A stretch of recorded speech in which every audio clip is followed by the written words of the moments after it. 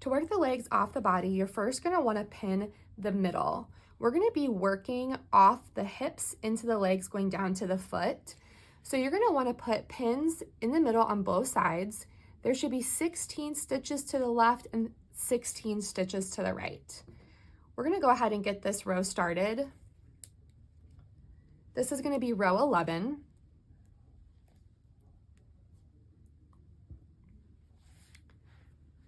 So we're gonna do our half double crochet 1, 2,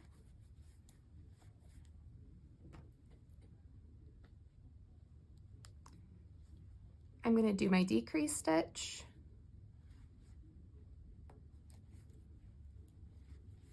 and then I'm gonna move over to the other side and start working in my circle. So I'm gonna half double crochet, 1 and 2, in my decrease. I'm gonna go ahead and complete this row here. Again, just working on these 16 stitches, leaving the 2 in the middle. Okay, so we're gonna do a color change to the foot.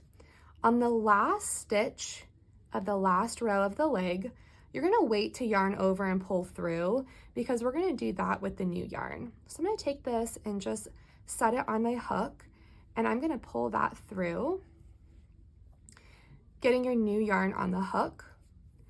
I'm then gonna take this, and as I start my foot, when I go into that stitch here, I'm gonna loop these under. This is gonna help lock those in place to ensure that the yarn doesn't unravel. We're gonna do that one more time. So I'm gonna yarn over, and I'm gonna take these 2 yarn tails, and we're just gonna keep those tucked in. Okay, I'm now gonna take my leg yarn, I'm gonna cut that, set it aside, and you are good to complete the foot. Okay, so we're gonna go ahead and start the second leg. We're gonna be working this directly off the body. So I'm gonna go ahead and put my hook into the 1 stitch that has your stitch marker in it. I'm gonna take my yarn and loop it over and pull that through. You wanna make sure you leave a pretty long tail here. We're gonna use this yarn at the end to close the body and stitch the center closed. Now you're back at the first stitch out of 16, and you can go ahead and complete your leg and foot just like you did on the other side.